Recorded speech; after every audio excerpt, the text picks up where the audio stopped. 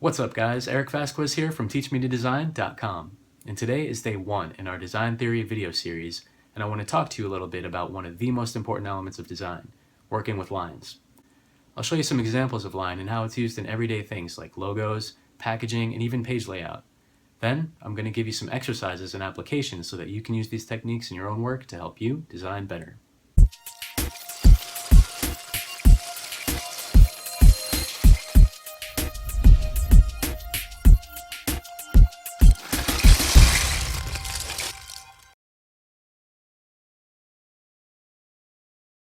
When I first went to design school, this was one of the first things that they kind of teach you is the elements and principles of design.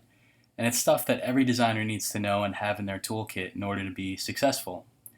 So that's why I decided to do these videos, to help you guys kind of get a solid foundation so that you can build off of that as you progress in your design career.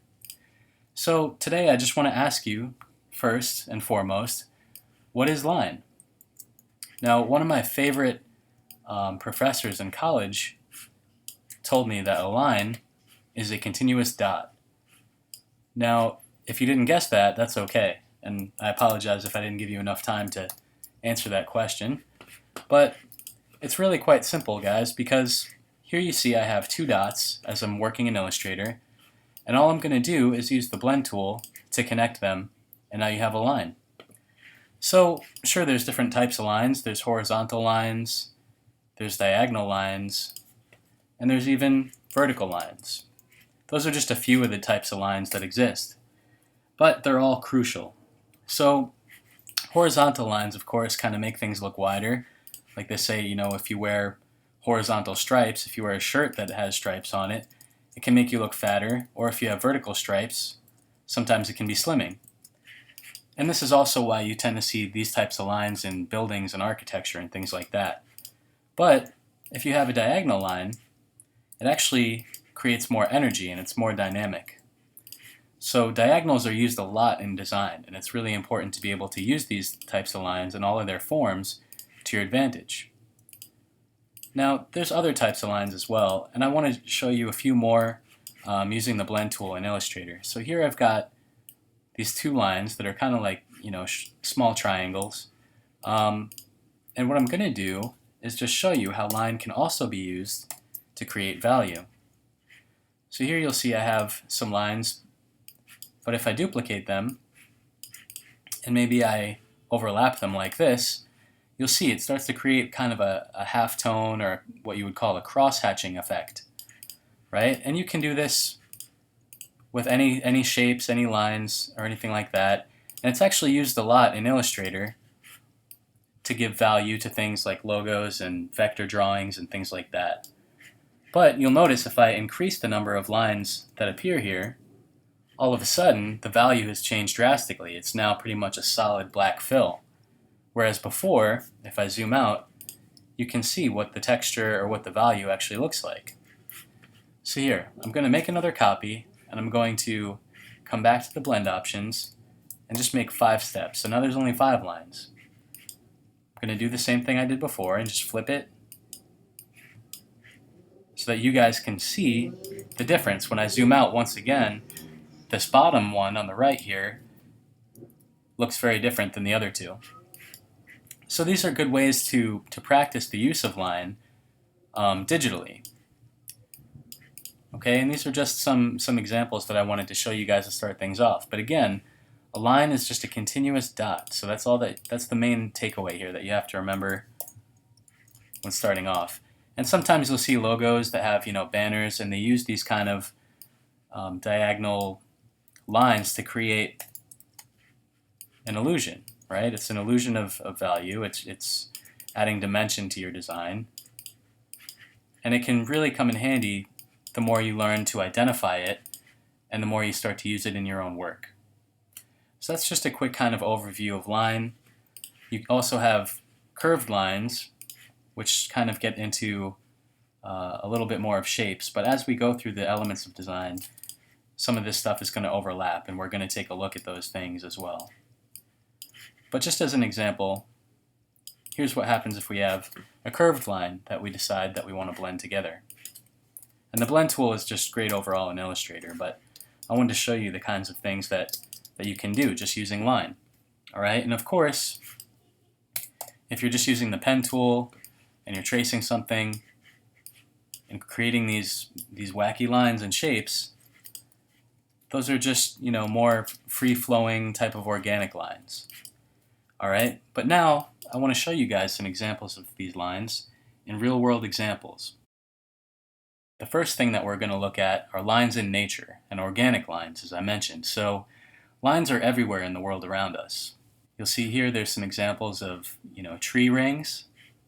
We have some leaves and all the tiny little lines and details that you can see there with a macro lens, which is really cool.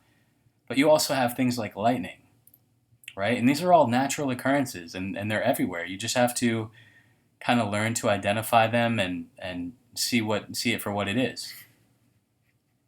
But as we go forward, these are also another example of lines that you'll see used in architecture. And as I mentioned in the demo that I just did in Illustrator, you'll see how vertical lines can actually create height and make the buildings look taller.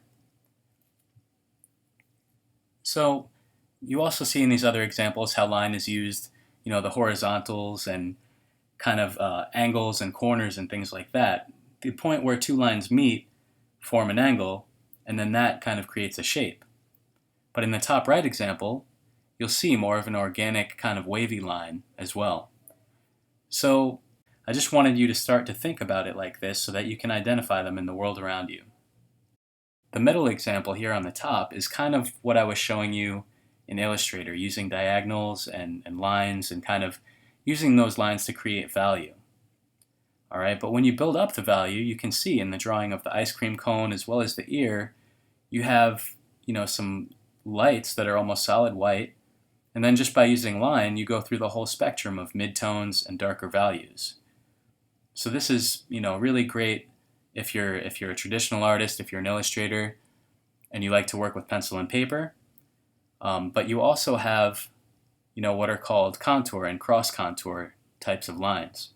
So the bottom middle example is an example of a contour or a cross contour line, because it's showing the form.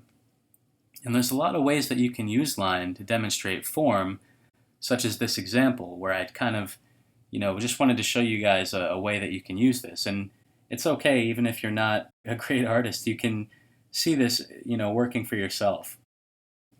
All I've done is quickly traced my hand, and then I used line in order to express the form.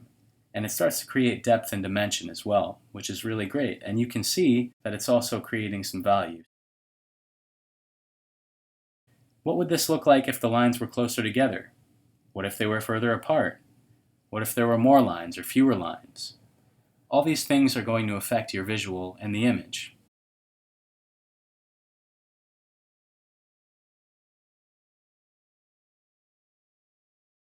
The other example that I have here is that I've quickly drawn some different swatches and curved lines, straight lines, horizontal lines, vertical lines, just a bunch of thumbnails, because I want you guys to try this for yourselves and kind of see how it works so that you can really start to understand line for yourself.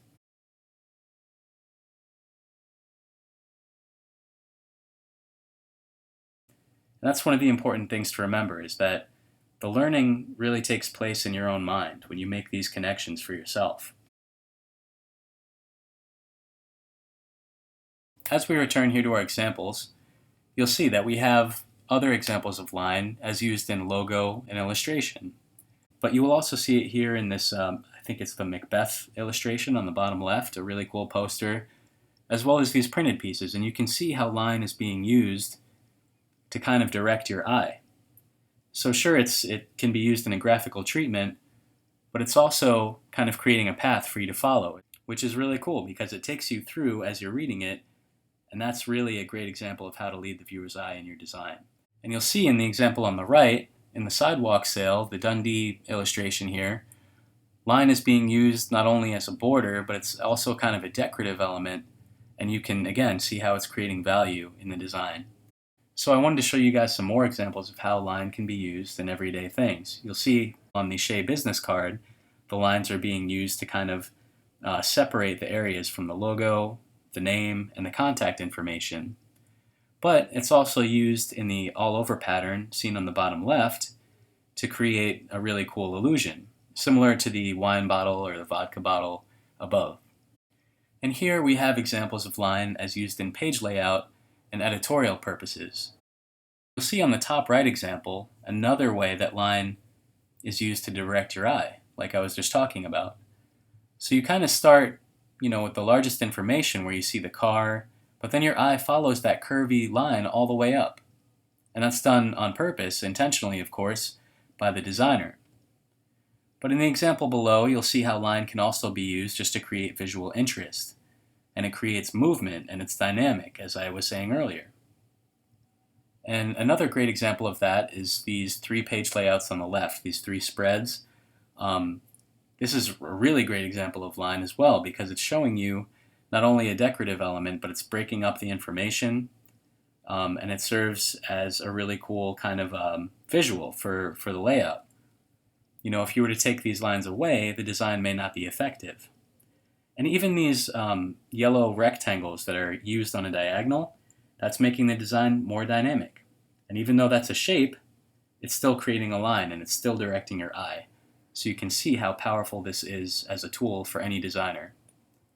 And in the middle, for the National Geographic example, you're seeing the line integrated into the artwork and into the design as well.